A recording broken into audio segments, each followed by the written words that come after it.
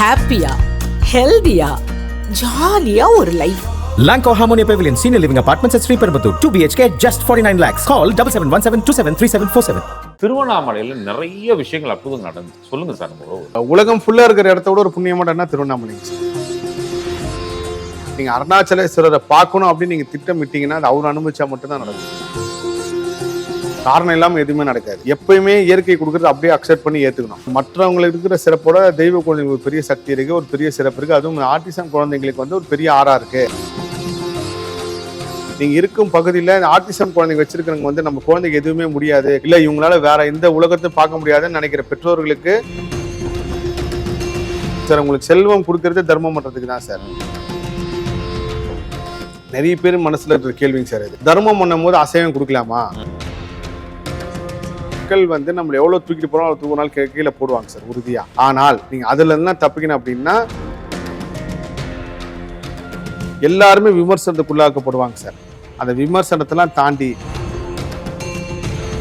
அருணகிரிநாதருக்கு முருகப்பெருமான் காட்சி கொடுத்த இடத்துக்கு நான் டிராவல் பண்ணி போறாங்க சார். அங்கேயே உள்ளே அங்கதானே சார் குரங்கு கடிச்ச சம்பவம். ஆமாங்க சார், மீண்டும் ஒரு குரங்கு கடி சம்பவம். இப்பயாவது வந்து நான் வந்து ஏறி போனேன், குரங்கு என்ன தேடி கிடைச்சது. இப்பயும் நான் சிவனே தான் உட்காந்துட்டு இருந்தேன். சுகமே சொல்லுங்க சார். வணக்கம் சார். எல்லா புகழும் முருகனுக்கே சார். நம்ம எல்லா நேர்காணலும் என்ன பேச போறோம், என்னென்ன விஷயங்கள் நடந்துச்சுன்னு சொல்லி ஒரு பிளான் பண்ணிட்டு தான் பேச உட்காருவோம். இந்த நேர்காணல் வந்து ஒரு திட்டமிடாத நேர்காணல். உண்மைங்க சார். ஏன்னா இன்னைக்கு காலையில தெரியாது நீங்க எல்லாரும் சந்திச்சு இப்படி எடுக்க போறோம் அப்படின்னு சொல்லிட்டு. ஆமா, முதல்ல பேசுறப்ப நம்ம இந்த நேர்காணல் பத்தி பேசவும் இல்லை. இன்னைக்கு 4 மணிக்கு பேசிடலாம். திருவண்ணாமலையில் நிறைய அற்புதங்கள் நடந்திருக்கு, அதை நம்ம உருவலை கொண்டு போய் சேர்த்துருவோம். ஏன்னா இந்த மாதத்துல நடந்தது உடனே சொல்லிடுவோம்.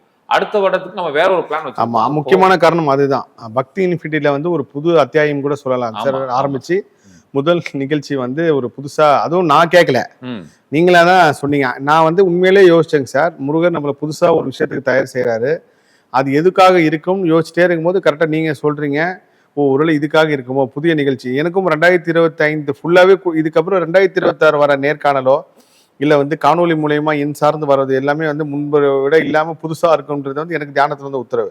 நானும் ஆச்சரியப்பட்டேன், இதனால எப்படி இருக்குன்னு சொல்லி. அப்படிதான் இந்த கந்த கடவுள் நம்ம சொந்த கடவுள்னு சொல்லி போன திங்கட்கிழமை கரெக்டாக அதுக்கு முன்னாடி படப்பிடிப்பு நடந்தது.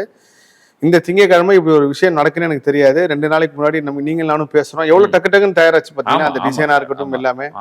அப்போ இல்லை இதுக்கப்புறம் பக்தி இன்ஃபினிட்டில நம்ம பேசுறது வேற மாதிரி புதுசா இருக்க போறதுனால எல்லா விஷயத்தையும் நம்ம டிசம்பர் இந்த இதுலயே சொல்லிடுவோம். 2025 என்னென்னலாம் நம்ம டெலிவரி பண்ணணும்னு முருகப்பெருமான் உத்தரவு கொடுத்துருக்கோம், இயற்கை எதை அனுபவிச்சிருக்கோம் சொல்லிடுவோம் அப்படின்னு சொல்லி தான் இந்த நேர்காணல் நடக்குது. அப்படிதான் நடக்குது முருக பக்தர்களே. இந்த நேர்காணல் இயக்குவது முருகர் தான் சார், இயங்குறதா நம்ம. ஆமாங்க சார், நிச்சயமா சார். திருவண்ணாமலையில நிறைய விஷயங்கள் அற்புதம் நடந்துச்சு சார். சொல்லுங்க சார். நம்ம உறவுகளுக்கு திருவண்ணாமலைக்கு பத்தி பேசுறதுக்கு முன்னாடி சார், எதுக்காக திருவண்ணாமலை வந்துச்சுன்னு ஒரு பெரிய ஆச்சரியம் சார். நான் வந்து காஷ்மீர் பயணம் போகணும் சார். இப்போ டிசம்பர் 3ஆம் தேதி திட்டமிடுறேன். காஷ்மீர் பயணம் போயிட்டதுக்கு அப்புறம் தான் வள்ளியூர், வள்ளியதுக்கப்புறம் திருச்சி, அதுக்கப்புறம் நம்ம திரும்ப இமயமலைக்கு வந்துடுவோம். இதுக்கு நடுவில் வந்து லண்டன் விசா சம்மந்தமாக போயிட்டு இருக்கும்போது எனக்கு என்னோட பெரிய ஆசைனா எதுவாக இருந்தாலும் காஷ்மீருக்கு போயிட்டு அதுக்கப்புறம் நம்ம வந்துடுவோம். ஏன்னா அது வந்து தள்ளி போடக்கூடாத ஒரு விஷயங்க சார். கண்டிப்பாக அதை பற்றி நம்ம முருகர் ஆராய்ச்சியில் ஏன்னா இதுக்கப்புறம் வந்து அங்கே சீசன் இருக்காது, ப்ளஸ் வந்து அங்கே நிறைய பணி சார்ந்த விஷயங்கள்ல இந்த டேட்டுக்குள்ளே போகணுன்றது என்னோட ஆசை. நான் முருகப்பெருமானோட ஆசை எப்படின்னு இருக்குன்னு தெரியல. இப்போ இன்னைக்கு மதியானம் கூட காஷ்மீர் சம்பந்தமா அங்க இருக்கிற நிறைய தமிழ் ஆட்கள்கிட்ட பேசி ஒரு திரட்டி வச்சிருக்காங்க சார். நவம்பர் 29 உத்தரவு கேட்கிறப்போ இல்லைன்னு வருது. பெரிய ஆச்சரியம் என்னங்க சார், நவம்பர் 29 காஷ்மீர் பயணம் இல்லைன்னு வந்துருச்சு. நான் எப்பயுமே ஒரு விஷயம் தள்ளி போகுது அப்படின்னாலே இது நம்ம முடிவு எடுக்கிறது கிடையாது. முருகப்பெருமான் ஏதோ ஒரு முடிவு எடுத்து வச்சிருக்காரு, அது அவரு வழி காட்டினபடி நடக்கும்னு சொல்லி விட்டுருவாங்க சார். ரொம்ப எஃபோர்ட்லாம் உத்தரவு கேட்டுறப்ப வேணாம்னு வந்துட்டு ஆம் இல்லைன்னு எழுதி போடவும் இல்லைன்னு தான் சார் வந்துச்சுங்க சார். அந்த மாதிரி பல விஷயங்கள் சார். இப்ப திருவண்ணாமலை முதல் கொண்டுங்க சார், என்னோட முதல் இமயமலை பயணத்துக்கு முன்னாடி திருவண்ணாமலைக்கு போயிட்டு தான் சார் நான் போனேன். முதல் வெளிநாடு பயணம் திருவண்ணாமலைக்கு போயிட்டு தான் சார். என்னோட வாழ்க்கையில என்னோட வாழ்க்கையில மட்டும் கிடையாது சார். நீங்க திருவண்ணாமலை தான் பல லட்சம் பல கோடி மக்களோட வாழ்க்கையில ஒரு அத்தியாயம் வரும் இல்லைங்க சார். 0ல இருந்து 1க்கு போறது, 1ல இருந்து 2க்கு போறது. இந்த 1ல இருந்து 2க்கு போறதுக்கு நடுவுல இருக்கிற ஒரு படிக்க திருவண்ணாமலை தான். அது சூரியன் சலம்னால இந்த ஒரு ஏற்றம் வந்து அங்க போனா கிடைக்குதா? இல்ல இப்ப என்னோட குருநாதர் வந்து என்ன சொன்னாங்க சார், நீங்க எவ்வளவு பெரிய இடத்துக்கு போனாலும் கோபி, எவ்வளவு பெரிய கீழே போனாலும் சரி, எந்த அளவுக்கு பொருளாதாரம் இருக்கோ இல்லையோ, நீங்க சம்பாதிக்கிறீங்க நஷ்டமா வரீங்க எப்படி இருந்தாலும் 90 நாளைக்கு ஒன்ஸ் நீங்க திருவண்ணாமலை மண்ணை போய் மிதிக்கணும்னு சொன்னாங்க சார். எப்போ சொல்றாரு? 2 வருஷத்துக்கு முன்னாடி சொல்றாங்க சார். அதுல இருந்து இப்போ வரைக்கும் முதல் ஒரு 3 தடவை பயணம் மட்டும்தான் நான் திட்டமிட்டு போனதுங்க சார். அதுக்கப்புறம் இயற்கையாவே கரெக்டா திருவண்ணாமலை கொண்டு போயிட்டே இருக்குங்க சார். அப்போ ஆகஸ்ட் மாசம் திருவண்ணாமலை போறோம். அப்போ கூட பாருங்க, நான் வந்து விளக்கு கடை அம்மா ஹோமம் ஒன்று பண்ணாங்க, அதுக்காக எனக்கு அழைப்பதில் வருது. கரெக்டாக அந்த 90 நாளும் வருது. அப்போ போயிடலாம் அப்படின்னு சொல்லி போயிட்டு வந்துட்டு அதுக்கப்புறம் அதுக்கு முன்னாடி அமையவே இல்லை. ஆனால் காஷ்மீர் போகிறதுக்கு முன்னாடி திருவண்ணாமலைக்கு போயிட்டு தான் போவோன்றது வந்து உண்மையிலே இயற்கை உத்தரவு போல இருக்கு முருகப்பெருமானோட. ஏன்னா திருவண்ணாமலை தான் நீங்க இந்த பக்கம் ரொம்ப அதீதமான ஒரு குளிர் சார்ந்த பிரதேசம் போறோம், சந்திரன் சம்மந்தப்பட்ட இடத்துக்கு. குளிர்னாலே சனி சந்திரன் அப்படின்னு சொல்லுவாங்க. இந்த பக்கம் வந்து பாத்தீங்கன்னா அனல் பறக்கும் அண்ணாமலையாரை பார்க்க போறேன். அங்க போனதுக்கு அப்புறம் உத்தரவு கிடைக்கும் போல இருக்குன்னு சொல்லி நானும் விட்டுட்டேங்க சார். அதுக்கப்புறம் அப்படியே காலம் போயிட்டே இருக்கு. டிசம்பர் 1ஆம் தேதி பார்த்தா நிறைய இந்த இண்டிகோ விமானம் கேன்சல் ஆன செய்தியை பார்த்தேன் சார். நவம்பர் 29 நீங்க கேக்குறீங்க, அங்க இல்லைன்னு உத்தரவு வருது. டிசம்பர் 1ஆம் தேதியில இருந்து இந்த பிரச்சனை 1ஆம் தேதியில இருந்து 7ஆம் தேதி வரைக்கும் எல்லா விமானங்களும் கேன்சல் ஆகி மக்கள் பரிதவிக்கிறது வந்து நான் நியூஸ்ல பாக்குறேன். நம்ம ரோபோ சங்கர் பொண்ணு கூட அவங்க காசிக்கு போயிட்டு ரொம்ப அவஸ்தைப்பட்டாங்க. நிறைய தனிப்பட்ட நண்பர்களும் ஹைதராபாத் போனவங்க, மும்பை போனவங்க எல்லாருமே பெரும் சிரமத்துக்குள்ள வராங்க. திடீர்னு உங்களுக்கு ஃபிளைட் எல்லாம் என்ன சார் ஆகும்? நீங்க இப்ப மும்பைல இருந்து சென்னைக்கு ட்ரெயின்ல வரணும்னா கிட்டத்தட்ட ஒரு 2.5 நாள் ஆகும். வாரணாசில இருந்து நீங்க சென்னை வரணும் 2 நாள் ஆகும். இப்படி எல்லாருமே ஒரு இடத்துல மாட்டிருக்கும் போது சரி ஓகே ஏதோ இறைவன் என்னை காப்பாத்தலன்னு நான் சொல்ல மாட்டேங்க சார். இயற்கை ஏதோ ஒரு விஷயத்துக்கு நம்மள தக்க வச்சிருந்திருக்கு அப்படின்னு. ஏன்னா நம்ம வந்து காப்பாத்தி நம்ம மத்தவங்களா கெட்டவங்களா நம்ம நல்லவங்களா நம்ம ஆகிடும். ஆனா இயற்கை வந்து நம்மள ஏதோ ஒரு விஷயத்துக்கு காக்க வச்சிருக்குன்னு மட்டும் உணர்ந்தாங்க சார். நடுவில் ஒருத்தர் நான் சந்திச்சேன், அவர் சொன்னார், அவர் ஒரு பெரிய சுவாமிங்க சார், ஒரு பெரிய ஒரு தமிழ்நாட்டில் ஒரு பெரிய மதிக்கக்கூடிய இடத்துல ஒரு இடத்துக்கு போய் அங்க ஒரு 5 மணி நேரம் உட்கார வச்சிடுறாங்க. மற்றவங்களாம் என்ன நினைப்பாங்க அப்படின்னு சொல்லி கேட்டாரு. நான் எதுவுமே சொல்ல நியூட்ரலாக சொன்னேன். அவர் சொன்னார், இந்த 5 மணி நேரம் கடவுள் எனக்கு பத்திரமா வச்சிருந்திருக்கான். ஒருவேளை நான் வெளியே போய் எங்கேயாவது ஆக்சிடென்ட் ஆகி அடிபட்டு காரணம் இல்லாமல் எதுவுமே நடக்காது. எப்பயுமே இயற்கை கொடுக்குறது அப்படியே அக்செப்ட் பண்ணி ஏற்றுக்கணும். நடு ரோட்டில் போயிட்டே இருக்கும்போது கார் பஞ்சர் ஆயிடுச்சு, தள்ளிட்டு போகிற சூழ்நிலை இருந்தால் நீ வண்டியில் போயிருக்கும்போது எதனா ஆயிருக்கும். அப்போ இயற்கை உன்னை காப்பாற்றி தான் இருக்கணுங்க. அப்படிதான் பாசிட்டிவாக ஸ்போர்ட்டிவாக எல்லாத்தையும் எடுத்துக்கணுங்க சார்.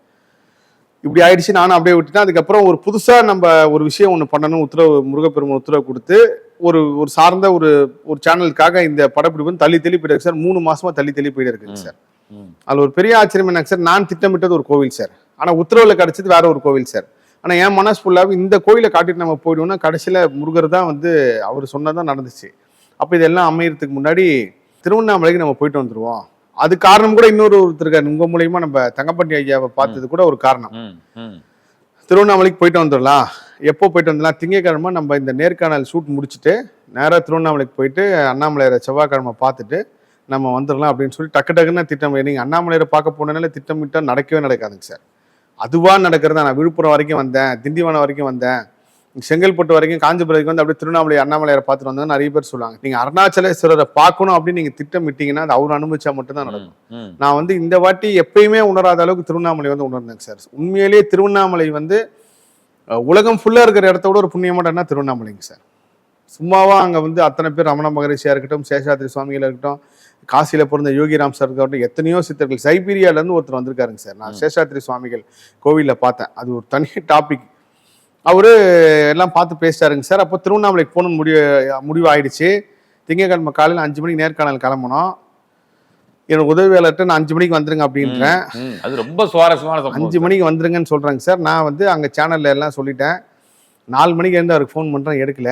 4:30 மணிக்கு ஃபோன் அடிச்சேன், எடுக்கல. ரைட்டு, முதல் 2 ஃபோன் எடுக்கலனாலே அவங்க ஒன்றும் ஃபோன் பார்க்கல, இல்லை மியூட்ல போட்டு தூங்கிட்டாரு, ஏதோ ஒன்று நடந்திருக்கு.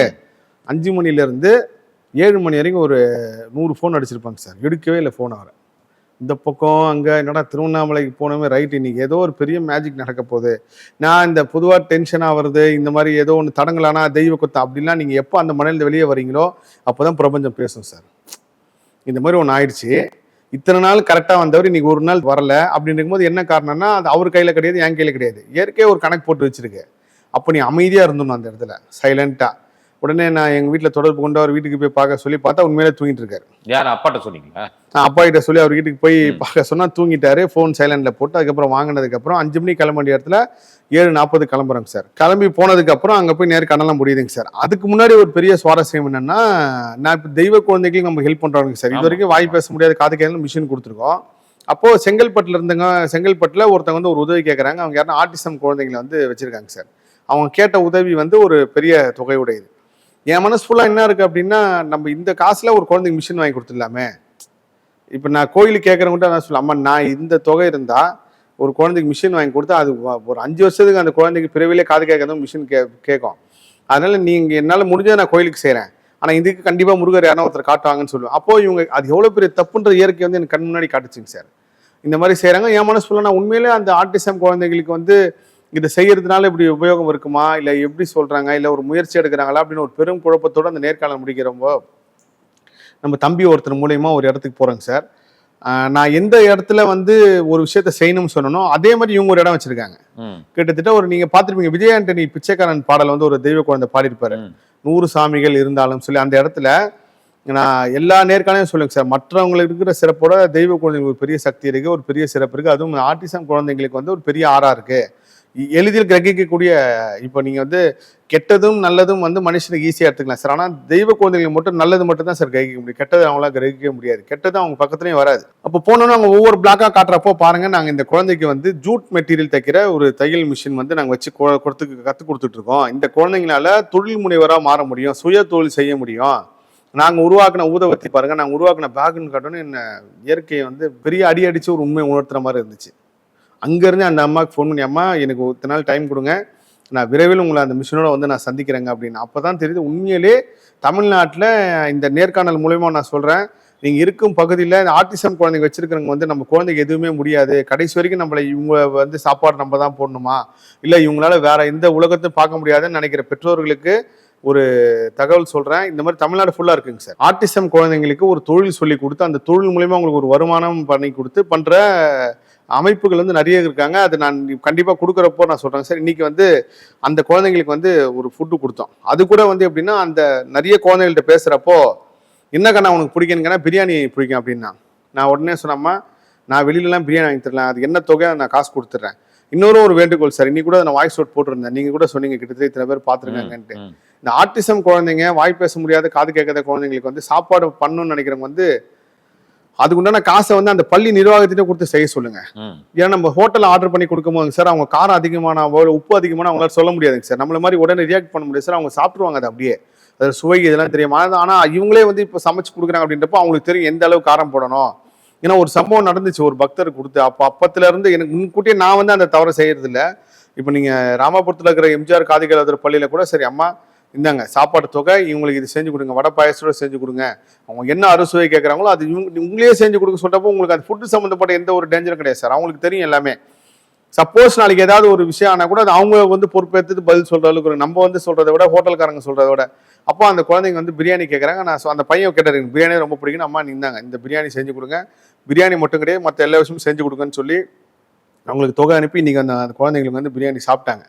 இதுல இன்னொரு விஷயம் என்னன்னா, இந்த காணொலி மூலமா கூட நிறைய பேர் மனசுல இருக்கிற கேள்விங்க சார். இது தர்மம் பண்ணும் போது அசைவம் கொடுக்கலாமா, இந்த ஆட்டிசம் குழந்தைங்க, வாய் பேச முடியாத குழந்தைங்க பிரியாணி போடலாமா, அது சைவம் தான் போடணுமா, முருக பக்தனா வந்து அசைவம் போட தப்பா? அப்படி கிடையாதுங்க சார். நான் யாரையுமே அசைவம் விடுங்கன்னே சொல்லுங்க சார். 48 நாள் தைப்பூசம் விரதம் இருங்க, சாப்பிடாம இருங்க. இந்த 47 அப்புறம் உங்க விருப்பம் போல இருங்க. ஆனா உங்க மனசு பக்குவப்படும். ஆனால் இந்த குழந்தைங்களுக்கு பிடிக்கிற ஒரு உணவு கொடுக்குறவங்களாங்க சார், அதுதான் புண்ணியம். நிச்சயமா சார். அந்த தூய்மை பணியாளர்கள் கூட உணவு கொடுக்குறப்ப அசைவம் தான் கொடுப்பாங்க. அவங்க அசைவம் வேணும்னு கேட்டா அசைவம் வாங்கி கொடுக்குறது அது சார். மற்றவங்களுக்கு பிடிக்கிறத செய்யறதா சார் தர்மம். நீங்க வந்து ஒருத்தங்களுக்கு நான் ஐயோ இதை செய்யறேன், என்னால் இதுதான் முடியும் வாங்கிக்கின்றது கூட தர்மம் தான் சார். ஆனால் அவங்களுக்கு என்ன பிடிக்குமோ, இப்போ ஒருத்தவங்களுக்கு லட்டு பிடிக்கலாம், ஒருத்தருக்கு காஜு கட்லி பிடிக்கலாம், ஒருத்தங்களுக்கு வந்து மில்க் ஸ்வீட் பிடிக்கலாம். யாருக்கு எது பிடிக்குமோ நீங்க வாங்கி கொடுத்து பாருங்க, அவங்க முகத்துல ஒரு மலர்ச்சி வரும் சார். முகம் மலர்ச்சி மட்டும் இல்லாம அக மலர்ச்சியும் இருக்கும், அவங்களுக்கு மனசுக்குள்ளேயே சந்தோஷமா இருக்கும். ஸோ அப்போ நான் வந்து இந்த நேர்காணலையும் இந்த குரல் பதிவுலையும் நான் சொல்லி நான் அந்த விஷயம் திரும்பவும் நான் நேர்காணலில் சொல்கிறேன். அவங்களுக்கு பிடிச்சது செய்யுங்க. அது சைவமோ அசைவமோ அது ஒரு கில்ட்டினஸாவோ ஐயோ இது சரியோ தவறோ அப்படின்னு நினைக்காதீங்க. அந்த குழந்தைங்க சந்தோஷமா இருந்தால் அந்த சந்தோஷம் உங்களுக்கு 100 மடங்கா நீங்கள் வாழ்க்கையில் எப்போ தோண்டு போகிறீங்களோ அப்போ அது திரும்ப வருங்க சார். இது வந்து சத்தியமான உண்மைங்க சார். நான் முருகர் சாட்சிகளை வந்து சொல்கிறப்போ வந்து ஒரு விஷயத்த சொல்லுவேன். இந்த முருகர் சாட்சி வந்து உங்கள் வாழ்க்கையில் நடந்துச்சு, இதை வெளியில் சொல்கிறேன்னு கிடையாது. நீங்கள் சொல்கிறப்போ ஏதோ ஒரு மூலையில் வாழ்க்கையை இழந்து இனிமேல் முருகன் ஒருத்தர் இல்லவே இல்லை, முருகனை காப்பாற்றவே மாட்டான்னு தோண்டு போயிருப்பான்ல சார், அவங்ககிட்ட அந்த சக்தி கொண்டு போய் சேர்க்கும் சார். அவங்க கேட்கறவங்க அந்த நம்பிக்கை வருங்க சார். அந்த நம்பிக்கை இவங்களுக்கு எப்போ வரும் அப்படின்னா, இவங்க ஏதோ ஒரு கட்டளை தோண்டு போயிருப்பாங்க பாருங்க. இப்போ நான் சொன்னேன், நீங்க முருக பக்தனுக்கு தோண்டு போயிருக்கும்போது எங்கேயோ ஒரு இடத்துல வேலோ படமோ யாம் இருக்க பயமோன்னு தெரியுது வாசகம் சொல்லிட்டு அந்த நம்பிக்கை இவங்களுக்கு அந்த சக்தியை காட்டும் சார். இன்னைக்கு ஒரு அம்மா வந்து சொல்றாங்க, சார் நான் 1.5 லட்ச ரூபா சம்பளத்தில் வேலைக்கு சேர்ந்துட்டேன், எனக்கு முருகர் கொடுத்துட்டாரு, ரொம்ப நன்றி என்னன்னு எனக்கு ஒரு ஸ்கிரீன்ஷாட் அனுப்புறாங்க. அந்த ஸ்கிரீன்ஷாட்டை நான் பதிவு போறேங்க சார். அதில் ஒரு 15-20 முருக பக்தர்கள் எனக்கு மெசேஜ் அனுப்புறாங்க. அதில் ஒரு 2 பேர் மட்டும் வந்து இவங்களுக்கெல்லாம் முருகர் கொடுக்குறாரு, எனக்கு இவ்வளோ கொடுக்கலையன்றாங்க. ஆனால் 13 பேர் இதே மாதிரி எனக்கு முருகர் கொடுப்பாரு நான் நம்புறேன்றாங்கல்ல. இந்த 13 பேருக்கு நிச்சயமா ஏதோ ஒரு வகையில் அவங்க நம்பிக்கையை கிடைக்க வச்சிருக்கு சார். இந்த 2 பேருக்கு இவங்களுக்கெல்லாம் முருகர் கொடுக்குறாரே நீங்க எப்போ நினைச்சீங்களோ அப்பயே இன்னும் ஒரு வருஷம் நீங்க கஷ்டப்பட்டு நம்ம அப்படியே அந்த எண்ணமே இருக்கக்கூடாதுங்க சார். டெல்லிக்கு நீ சொன்ன மாதிரி 6 வேளை பூஜை பண்றேன். அதுதாங்க சார். நீங்க கடவுள் வந்துங்க சார், இப்பயும் சொல்றேன் சார், உங்க உள்ளத்தை மட்டும்தான் சார் பாக்குறாரு. நீங்க வந்து எப்படி ஒன்னாலும் சாமி வழிபடுங்க சார். உங்களோட உள்ளம் யாரை பத்தியும் புறம் பேசாம, யாரை பத்தியும் பொறாமப்படாம, ஐயோ இவன் நல்லா இருக்கானே, நம்ம இவ்வளவு சாமி கும்பிட்டு கஷ்டப்படுறோமே நீங்க நினைச்சீங்கனாலே ஒரு வருஷம் உங்க வாழ்க்கை டவுன் ஆக்கிடுங்க சார். இறைவன் டவுன் ஆக்க மாட்டாரு, ஊழ்வினை கருமைவனை இயற்கையும் சேர்ந்து உங்களை டவுன் பண்ணிடுங்க சார். நம்ம கெட்டாலும் பிறர் நல்லா இருக்கணும்னு நம்ம எப்போ நினைக்கிறோமோங்க சார், அப்போ உங்களோட கர்மா எவ்வளவு மோசமா இருந்தாலும் இயற்கையை தூக்கி கொடுங்க சார். கை கொடுத்து ஓகே போ, ஒரு படி மேலே போன்னு சொல்லி தூக்கி கொடுக்கும் சார். இது சத்தியம் சார். நிறைய பேர் இந்த வழி வரப்ப, இந்த பிரச்சனைகள் வரப்பலாம் சொல்லுவாங்க, எனக்கு வந்த நிலைமை எதிரி கூட வரக்கூடாதுமா. அதுதான் சார் மனசு சார். நான் கர்ம ஆராய்ச்சியில சில விஷயங்களை உள்ள போனதுக்கு அப்புறம் சார், நான் எவ்வளவு தப்பா இருந்திருக்கேன் ஒரு காலத்துல. வாழ்க்கை ஃபுல்லாவே கிண்டல் பண்ணி சோசியல் மீடியால கிண்டல் பண்ணி போஸ்ட் போட்டு என்னோட பல வருஷத்தை வேஸ்ட் பண்ணிட்டேங்க சார். காலையிலேருந்து நைட்டு தூங்குற வரைக்கும் பிறர் கிண்டல் பண்ணி போஸ்ட் போட்டே இருப்பாங்க சார். எனக்கு யாரெல்லாம் கிண்டல் பண்ணணும் அவங்கெல்லாம் என் வாழ்க்கையில் வந்து நின்று இருக்காங்க சார். அதே மாதிரி நான் ஃபேஸ்புக் மெமரிஸில் பார்ப்பாங்க சார், இந்த உலகம் ஒரே மாதிரி சமநிலை இயங்குதுங்க சார். நான் போன வருஷம் மெமரிஸ் பார்க்குறப்போ எந்த இடத்துக்கு எந்த விஷயமா போனோம், அதே நாள் இதே வருஷம் இதே அந்த சம்பவம் தொடர்பான ஆட்களை வந்து நான் சந்திக்கிறேங்க சார். திரும்ப ஒரு புள்ளி கூடவும் இல்லை குறையும் இல்லைங்க சார். போன வருஷம் நான் இந்த டேட்ல திருவண்ணாமலை இருந்தேன்னா, இந்த வருஷம் திருவண்ணாமலை சார்ந்த ஒரு படமோ திருவண்ணாமலை சார்ந்தவங்களோட திருவண்ணாமலையிலேருந்து பிரசாதம் எடுத்து வந்து அது வருது திரும்ப வாழ்க்கையில. இது ஒரு பெரிய சுழற்சிங்க சார். நீங்க யாரை கிண்டல் பண்ணி மட்டமா நினைச்சாலும் அது திரும்ப வருங்க சார். ஸோ இந்த எண்ணத்தை விட்டுட்டீங்கனாலே நீங்க என்ன பண்ணாலும் இறைவன் உங்களை பார்க்க ஆரம்பிச்சிடா சார். நீங்க நம்புற இறைசக்தி இல்லை, இறைவன் நான் நம்பலைங்க அப்படின்னா இயற்கை சூரியன் சந்திரன் இருக்காங்க, அந்த இயற்கை உங்களை பார்த்துக்கிட்டே இருக்கும் சார். ஸோ இப்படியெல்லாம் நடந்துட்டு இருக்கு. அதுக்கப்புறம் அந்த அம்மா கிட்ட சொல்லிட்டேன், திருவண்ணாமலைக்கு போகணுன்னு முடிவாயிடுச்சு. திருவண்ணாமலைக்கு போற வழியிலே எனக்கு ஒரு விஷயம் என்ன தோணுதுன்னாங்க சார், நம்ம போன வருஷம் வந்து போர்வை தானமும் குடை தானமும் கொடுக்க சொன்னோம். நம்ம எதை உலகத்துக்கு சொல்றோமோ அதை டெலிவரி பண்ணி ஆகணுங்க சார். இப்போ நீங்க வந்து மக்களை வந்து காலையில 4 மணிக்கு இருந்து பிரம்ம முகூர்த்தத்தில் பூஜை பண்ணி நீங்க சொன்னீங்கன்னா, நீங்களும் என்ன அந்த பூஜை பண்ணீங்கன்னா அந்த வாக்கு சித்தி ஆகும். உண்மை உண்மை உண்மை.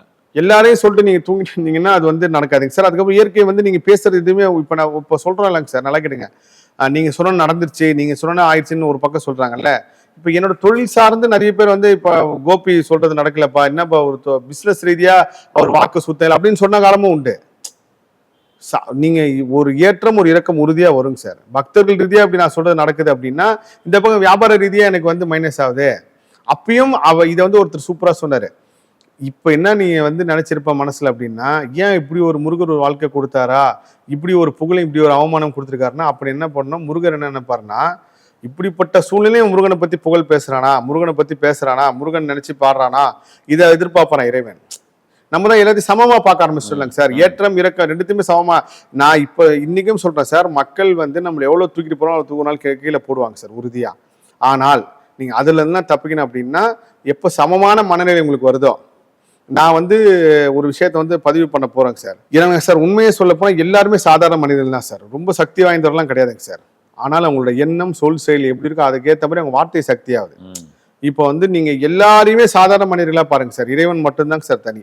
இந்த உலகத்துல கலியுகத்துல சித்தர்கள் ஞானிகள் நம்ம சமகாலத்திலேயே வாழும் காலத்திலே இருக்காங்க. இது ஒரு பெரிய டாபிக் சார், விரிவா நான் அதை பத்தி சொல்றேன். அப்ப திருவண்ணாமலைக்கு போகணும்னு முடிவாயிடுச்சு. நம்ம இதை சொன்னோம், அப்ப நம்மளும் வந்து இந்த வாட்டி வஸ்திர தானம் கொடுக்கறதுக்கு பதில் போர்வையை கொடுத்துருவோம் அப்படின்னு மைண்ட்ல நினைச்சிட்டே போறேன் சார். அது அந்த நினைப்போறதுக்குள்ள நான் செங்கல்பட்டுலாம் தாண்டிட்டேன். இப்ப சென்னைனா நம்மளுக்கு தெரிஞ்ச இடங்கள் இருக்கு, அங்க போய் நம்ம போர்வை வாங்கி கொடுத்துடலாம். சரி ஓகே, இது அங்கே போய் திருவண்ணாமலையில் நம்ம எப்பயும் எடுக்கிற கடையில் வந்து ஏன்னா அவங்க வந்து இது வச்சிருக்க பாருங்க, வேற ஒருத்தர் நண்பரை தேடி நம்ம முருகன் ஒருத்தர் இருப்பார், அன்னதானம் கொடுப்பார், பார்த்துருப்பீங்க. அங்கே திருவண்ணாமலை அவரை பற்றி கூட நான் பேசியிருக்கேன். ஒரு ஷேர் ஆட்டோ ஓட்டுநர் எல்லாருக்கும் அவரை வச்சு நம்ம கேட்டு பண்ணிக்கலாம்னு சொல்லிட்டேங்க சார். அதுக்கப்புறம் மார்கழி மாதம் முதல் நாள் 3 மணிக்கு அபிஷேகம் ஆரம்பிக்குது. நான் அபிஷேகம் புக் பண்ணியிருக்கேன், முன்கூட்டியே சொல்லி பதிவு பண்ணி அபிஷேகம் பார்க்கலாம். ஏன்னா நான் ஒருத்தர் தானே போகிறேங்க சார், அதனால ஈஸியாக கிடச்சிடும். 3 மணிக்கு வர சொல்லிட்டாங்க. 3 மணிக்கு வந்ததுக்கப்புறம் என் மனசு ஃபுல்லாகவே பழனியில் வந்து பள்ளியறை தரிசனம் இருக்குல்ல சார், அந்த தரிசனம் முருகப்பெருமான் காட்சி கொடுத்தாரோங்க சார். அன்னிலேருந்து நான் இறைவன்கிட்ட வேண்டதே விட்டுட்டேங்க சார். அது அந்த இடத்துல அந்த ஞானத்தை கொடுத்தாரா இல்லை அந்த பக்குவம் அங்கே வந்துச்சான்னு தெரியலங்க சார். அப்பத்துலேருந்து பார்த்தா போதும், தெய்வத்தை பார்த்தா போதும். லட்சம் மக்கள் வெளியே இருக்கிறப்போ அண்ணாமலையார் நம்மளை உள்ள அமர்வு தரிசனத்தில் உட்காந்து பார்க்குறாரு சார். இதோட வேற என்ன வேணும்? இத்தனையோ பேர் இமயமலைக்கு போகணும்னு நினச்சிட்டு இருக்கிறப்போ நம்மளை இத்தனை தடவை கூட்டு போயிட்டு அந்த இமயமலைக்கு நினைச்சா போகிற அளவுக்கு வச்சிருக்காரு. அந்த பக்கம் வந்ததுக்கப்புறம் அண்ணாமலையார்ட்ட அது உள்ள போனாலே ஒரு அது உணர்வு தான் சார், சொல்லவே முடியாத ஒரு உணர்வு சார். அண்ணாமலையாரை பார்த்தவங்களுக்கு தெரியும், திருவண்ணாமலை கோயிலுக்குள்ள சுற்றுறவங்களுக்கு தெரியும் சார். காலையில தியானம் முடிச்சுட்டு தான் கிளம்புறேன். அப்போ எனக்கு ஒரு உத்தரவு வருது, அங்கே கோபுரத்திலையனார் ஒருத்தர் இருக்காரு, கம்பத்திலையனார் இருக்காரு, இவரை பற்றி பதிவு பண்ணி ஆகணும். கிளி கோபுரம் சார்ந்த நிறைய சந்தேகங்கள் இருக்கு, கண்டிப்பாக இதை பதிவு பண்ணி ஆகணும்னு சொல்லி தான் நான் நினச்சிட்டு போகிறேன். உள்ளே போனேன்னு ஒரு காணொலி பதிவு பண்ணிட்டு அண்ணாமலையார் அபிஷேகம் ஸ்டார்ட் பண்ணாங்க சார். உள்ளே வந்து நான் உட்கார முடியாதுன்னு சொல்லிட்டு கொஞ்ச நேரம் உட்காந்துட்டு எழுந்து நிற்கிறேன் பின்னாடி. அப்போ கூட எழுந்து வரும்போது கூட பாருங்க, அது இறைவன் இவருக்காக தான் எழுந்து வர வச்சிருக்கான்னு நினைச்சிட்டேன் நான். எழுந்து வந்து அலங்காரம் நடந்துட்டு இருக்கும் போது என் பக்கத்தில் ஒருத்தர் நிற்கிறார். ஐயா, வெளியிலலாம் மார்கழி மாதம் குளிர் அப்படி இருக்கு, உள்ளே வந்து இந்த கதவு முதல் கொண்டு செவ்வறு முதல் கொண்டு இவ்வளோ அனலாக இருக்கே, பெரிய ஆச்சரியம் இல்லைங்க. இதுதான் வந்து அண்ணாமலையார்னா அப்போ அவர் சிரிச்சுட்டே சொன்னார், இதெல்லாம் என்னங்க அனலே, நான் கிட்டத்தட்ட 50 வருஷமா கோயிலுக்கு வரேன். கும்பாபிஷேகத்துக்கு முன்னாடி நாள் கோயிலில் விடுவாங்க பார்த்துருக்கீங்களா சார், கர்ப்ப கிரகத்தில் போய் நீங்கள் சாமியை தொடலாம். அது எல்லா கோயிலுமே அது ஒரு சடங்கு ஆகமமாக இருக்கு. நான் ஒரு கும்பாபிஷேகத்துக்கு முன்னாடி உள்ள போய் அண்ணாமலையார்கிட்ட போனேங்க, எரிமலை மாதிரி இருக்குங்க. 10 நிமிஷம் மேலே அந்த ஐயருக்கு குருக்கள் அங்கே நிற்கிறதே பெரிய பெரிய விஷயங்க. உங்களோட மொத்த எனர்ஜி அங்கே போயிடுமாங்க சார். நீங்க அபிஷேகம் முடிச்சுட்டு வெளியே வர்றதுக்குள்ள மொத்த எனர்ஜி அங்கே ட்ரைன் ஆகிட்டு தான் நீங்க வெளில வருவீங்களா, அவ்வளோ அனலா இருக்குமா. அப்போ அவர் அப்படி சொல்லிட்டாரு, இதுதாங்க தெய்வத்தோட சக்தி. உண்மையிலேயே அந்த திருவண்ணாமலைன்னு சொல்லும் போதே ஒரு கூஸ் பம்ஸாக தான் நான் பேசியிருக்கேங்க சார். அவர்கிட்ட எல்லாம் பேசினதுக்கப்புறம், ஐயா எனக்கு வந்து ஒரு உதவி பண்ணோம், எனக்கு போர்வை வேணும், இங்கே எங்கேயா பெட்ஷீட் நல்லா இருக்கும், எந்த துணி கடையில் நல்லா இருக்கும், கடை பேர் சொல்லுங்க அப்படின்னோடனே அவர் சிரிச்சுட்டே அவர் கார்டு எடுத்து கொடுக்குறாருங்க சார். விஸ்வநாதன் செட்டின்னு சொல்லி அவரோட கடை பேர். நான் தாங்க போகிற ஹோல்சேல் டீலருன்னு சொன்ன உடனே, இதுதான் இயற்கைங்க சார். நீங்கள் ஒன்று தர்மம் பண்ணுன்னு நினச்சிட்டீங்க, ஆத்மார்த்தமாக செய்யணும்னு நினச்சிட்டிங்கன்னா, உங்கள்கிட்ட காசு இல்லைனா கூட அதுக்குண்டான ஏதோ எத்தனையோ பேர் என்கிட்ட சொல்லியிருக்காங்க சார், தெய்வ குழந்தைக்கு ஹெல்ப் பண்ண நினைப்பேன், ஆனால் எனக்கு பணம் இல்லை, ஏன்னா தெய்வ குழந்தைக்கு ஹெல்ப் பண்ண முடியலேன்னு கவலையாக இருக்கும்போது எனக்கு சம்பள காசு வந்திருக்கு, அந்த சம்பள காசுல நான் அப்படியே 2 பேருக்கு சாப்பாடு வாங்கி கொடுத்துருக்கேன், அவங்களுக்கு மிஷின் வாங்கி கொடுத்துருக்கேன், ட்ரெஸ் வாங்கி கொடுத்துருக்கேன் சொல்லுவாங்க. இதுதான் உண்மையாக இயற்கை வந்து கொடுக்குங்க சார். உங்களுக்கு செல்வம் கொடுக்கறதே தர்மம் பண்ணுறதுக்கு தான் சார். அப்போ இவர் சொன்னோன்னே பெரிய சந்தோஷமாயிடுச்சு. உங்கள் விசிட்டி கார்டை கொடுங்க, நம்பர்லாம் வாங்கிட்டேன், நம்பரை வாங்கிட்டு உங்கள் லொக்கேஷன் அனுப்புங்கன்னா, லொக்கேஷன் நாங்கள் கோயிலேருந்து 2 தெரு தள்ளிங்க, திருவள்ளூர் தெருங்க அப்படின்றாரு. அப்புறம் இவர் கிளம்பிட்டாரு. ஸோ உண்ணாமலையார் அம்மன் தரிசனம் பார்த்துட்டு அருணகிரிநாதருக்கு முருகப்பெருமான் காட்சி கொடுத்த இடத்துக்கு நான் டிராவல் பண்ணி போறாங்க சார். அங்கேயே உள்ளே அங்கதானே சார் குரங்கு கடிச்ச சம்பவம். ஆமாங்க சார், மீண்டும் ஒரு குரங்கு கடி சம்பவம். அது வந்து எனக்கு ஏன் இப்படி என்ன குரங்கு கடிச்ச உடனே ஃபர்ஸ்ட் முருகேசன் எதை ஞாபகத்துக்கு வர்றாரு, ஏன்னா அவர் தான் இப்போ ஒரு விஷயத்த சொன்னார், செவ்வாய் சம்மந்தமான ஒரு விஷயத்த சொன்னாரு, இந்த மஞ்சள் துண்டு சம்மந்தமான ஒரு விஷயத்த சொன்னாரு. அதுவும் இப்போ அப்பயாவது வந்து நான் வந்து ஏறி போனேன், குரங்கு என்ன தேடி கிடைச்சது. இப்பயும் நான் சிவனேன்னு தான் உட்காந்துட்டு இருந்தேன், உட்காந்து முருக பக்தர்கிட்ட ஒருத்தர் பேசிட்டு இருந்தேன். பேசிட்டு இருக்கும்போது குரங்கு கிட்ட வருது, அது பிரசாதம் பழம் எடுக்க தான் வருதுன்னு எனக்கு தெரிஞ்சிருச்சு. ஆனா நான் எழுந்து போகும்போது கால் கீழே இருக்கிற குரங்கு கவனிக்கல. அது பெரிய குரங்கு, அது என்னை பார்த்து கடிச்சு அதுக்கப்புறம் என்னோட உதவியாளர் வந்தோடனே தெரிஞ்சு விட்டாரு, போயிடுச்சு, ரைட்டு ஓகே. அதுக்கப்புறம் அங்கேயே ஊசிலாம் போட்டு ஒன்றும் பிரச்சனை கிடையாது, லைட்டாக தான் இது பண்ணியிருக்கு அப்படின்னாங்க. இந்த குரங்கு கடிக்கிறதுக்கு உண்மையிலே ஒரு காரணம் இருக்குது சார். இப்போ சமீபம் 2 நாளைக்கு முன்னாடி ஒருத்தர் பேசினார், ஒரு அனுமன் பக்தர், உங்கள் கர்மா வந்து நீங்கள் நிறைய பேரோட கர்மாவை மாற்றுறீங்க, அப்போ உங்ககிட்ட ஸ்டோரேஜ் ஆகிற கர்மாவை இந்த மாதிரி இறைவன் வாங்குறாருங்க, இதுதாங்க அது காரணம், நீங்க ஒன்றும் அப்படி நினைக்காதீங்க அப்படின்னாரு.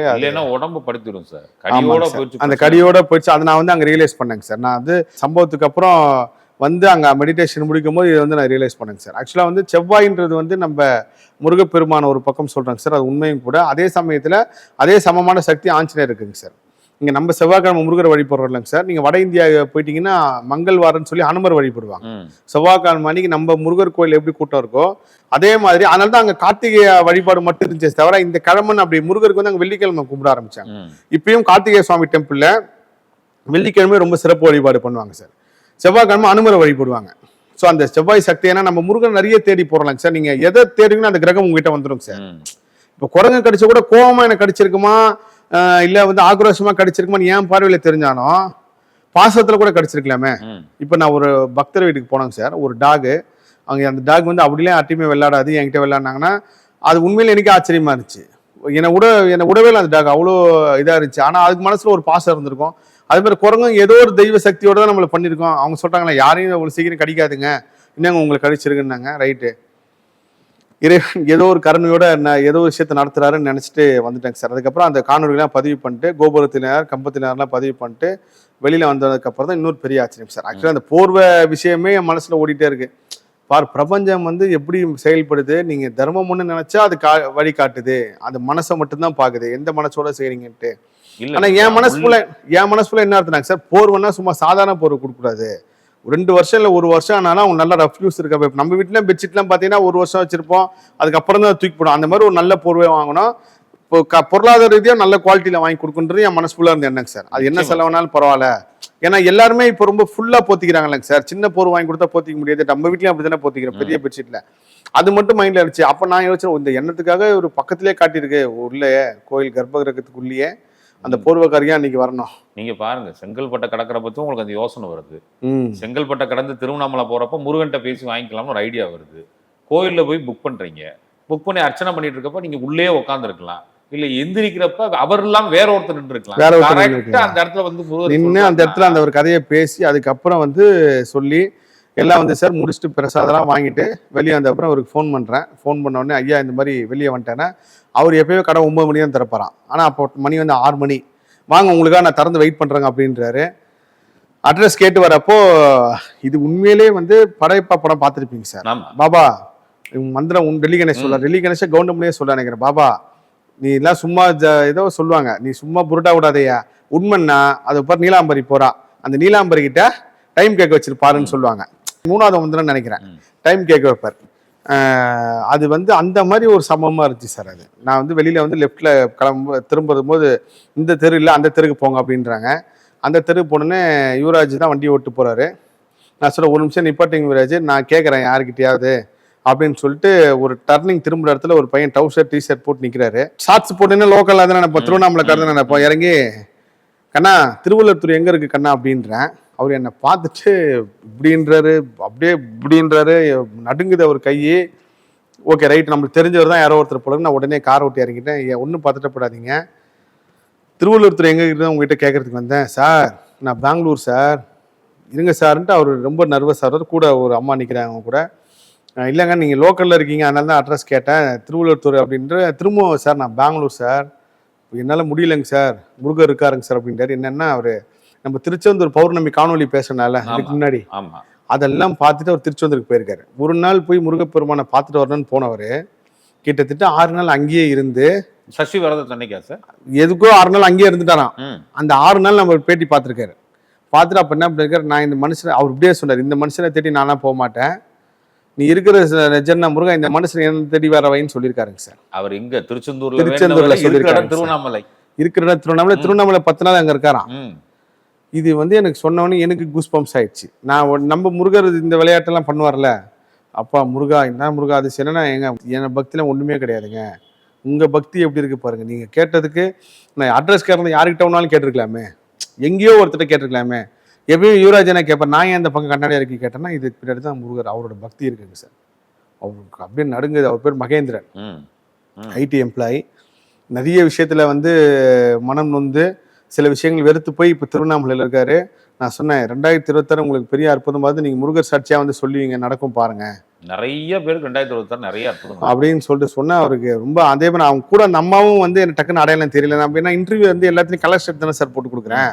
அதுக்கப்புறம் அவர் சொன்னதுக்கு சார் உங்க பேட்டியை தான் சார் பார்த்துட்டே இருப்பேன், நானும் உங்களுக்கு பார்த்துருக்கேன், இப்போ திருவண்ணாமலையில் இருக்கோம், இன்னொரு 10-15 நாள் இங்கே தான் இருப்போம் அப்படின்னாங்க. அந்த அம்மாவுக்கு இந்த விஷயத்த சொல்லணும், அவங்களுக்கு பெரிய ஷாக்கு. இவரை பார்த்துட்டு அதுக்கப்புறம் வந்து போர்வை வாங்கிட்டு போய் கொடுத்துட்டு வந்தாங்க சார். கடைசியில் முருகன் கையால் தான் கொடுத்தேன் போர்வை. அப்பயும் பாருங்க, நான் ஒரு இடம் சூஸ் பண்ணேன், முருகனுக்கு ஃபோன் பண்ணி முருகன் இந்த மாதிரி கொடுக்கணுங்க, ஏன்னா அது வந்து போர்வனா நிறைய தள்ளுமுள்ள ஆகிட போகுது, ஏன்னா முருகன்னா நம்மளுக்கு தெரியும் எந்த இடம்னு சொல்லி. அப்போ முருகன் சொன்னார், அண்ணா ஆறுமுக சுவாமி முருகர் கோயில் இருக்கு, அங்கே வச்சு கொடுத்துருவோம் வாங்க முருகர் முன்னாடின்னு சொல்லி அங்கே முருகர் முன்னாடி தான் கொடுத்தோம். கிட்டத்தட்ட ஒரு 100 பேருக்கு கொடுத்தோங்க சார். மிகப்பெரிய அதிசயம் சார், அது உண்மையிலே பெரிய ஆச்சரியம் சார். இது வந்து நான் பதிவு பண்ணியே ஆகணும்ன்றதுக்காக இந்த நேர்காணலை வச்சேங்க சார். ஏன்னா எங்கேயோ ஒரு விஷயத்த வேண்டிட்டு வந்து. ஸோ எனக்கு வந்து அந்த முருகர் சம்பவம் உணர்ந்திருக்கேங்க சார். ஆனால் எல்லாரும் உணரணும்ல. இப்போ நான் முருகர் அற்புதம் அதிசயம்னு சொல்றது இப்போ நான் ஃபர்ஸ்ட் உணர ஆரம்பிச்சேன். அப்புறம் என்னை சுற்றி இருக்கவங்க உணர ஆரம்பிச்சாங்க. அதுக்கப்புறம் என் கூட பழகுறவங்க, எனக்கு தெரியாதவங்க, தெரிஞ்சவங்க, ஃபோனில் பேசுறவங்க எல்லாம் அப்படின்ற போது உலகம் ஃபுல்லாக எத்தனை பேர் இருப்பாங்க. நிச்சயமா நிச்சயமா. இவன் உண்மையிலேயே சொல்றானா இல்லை சும்மா சொல்றானா இல்லை வந்து முருகான்னு சொல்றானா. நீங்க முருகரை பத்தி பேசுறீங்க, இல்லை முருகர் வழிபாடு பண்றீங்க, இல்லை முருகரை பத்தி வியாபாரமே நீங்க பண்ணீங்கன்னா கூட அதெல்லாம் அவரோட தலையெழுத்து தாங்க சார். இதனாலதான் சார் நம்ம 2026 அந்த நிகழ்ச்சியை நம்ம ஆர்கனைஸ் பண்றது. உண்மைங்க சார். அது வந்து நான் அது உண்மையிலே வந்து நினைச்சேங்க சார். நீங்க சாமி விஷயம் தொட்டிங்கனாலே ஒரு அவமானம் வருங்க சார், தாண்டிக்கு தான் ஆகணும்.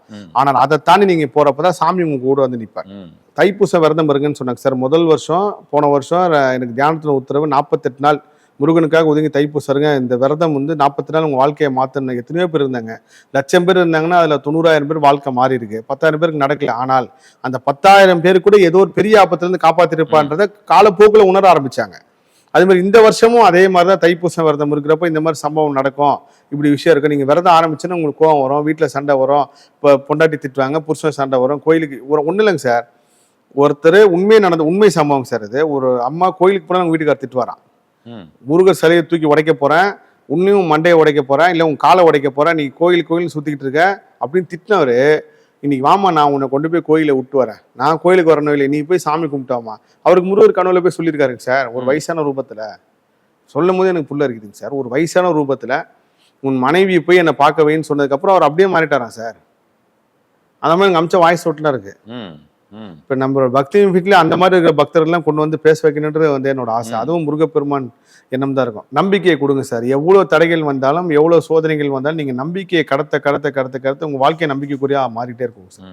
எவ்வளவு அவமானம் ஒன்னாலும் வரலாங்க சார். நீங்க வந்து முருகன் வச்சு சம்பாதிக்கிறேன்னு சொல்லலாம், இப்ப உங்களையும் சொல்லலாம், சும்மா ஏதோ வச்சு பேசுறாங்க கொள்றாங்கன்ட்டு எல்லாருமே விமர்சனத்துக்குள்ளாக்கப்படுவாங்க சார். அந்த விமர்சனத்தெல்லாம் தாண்டி இறைவன் மேல பாரத்தை போட்டு பயணிக்க பொற்காலம் வருங்க சார், உறுதியா வருங்க சார். அதுக்கேற்ற மாதிரி நம்ம தயாராக்கணும் சார். எப்படி தயாராக்கணும்? திரும்பவும் முதல்ல இருந்து சொல்றதான், யாரை பத்தியும் புற பேசாதீங்க, யாரை பத்தியும் குறை சொல்லாதீங்க, உங்களுக்கு சம்மந்தப்படாத தெரியாத விஷயத்தை பத்தி பேசாதீங்க. யாராவது வந்து சார் இவங்க இப்படி இருக்காங்க தெரியுமா, இவ்வளவு மோசம் பண்ணிட்டாங்கன்னு சொன்னா அப்படிங்களாங்க, அவ்வளவுதாங்க சார். ஓஹோ அப்படியா, இவர் இப்படி பண்ணாரான்னு அதுக்கு நீங்க ஜட்ஜ்மெண்ட் கிடையாதுங்க சார். எல்லார் பக்கத்துக்கும் ஒரு நியாயம் இருக்குங்க சார், எல்லா பக்கத்துக்கும் ஒரு தவறு இருக்குங்க சார், எல்லா பக்கமும் நியாயம் இருக்குங்க சார். முருகேசையா சொன்ன மாதிரி எல்லோரும் நல்லவரே, அதுதான் உண்மைங்க சார். நிச்சயமா சார், நிச்சயமா சார். தைப்பூசம் வந்ததுக்கு அப்புறம் அதை பத்தி பேசாம இருக்க முடியாது சார். தைப்பூச விரதத்தை பத்தி சார், இந்த தைப்பூச விரதம் எப்படி இருக்கணும், இந்த 48 நாள் என்னென்ன செய்யணும் அப்படிங்கிறத சொல்லுங்க சார். தைப்பூச விரதம் வந்து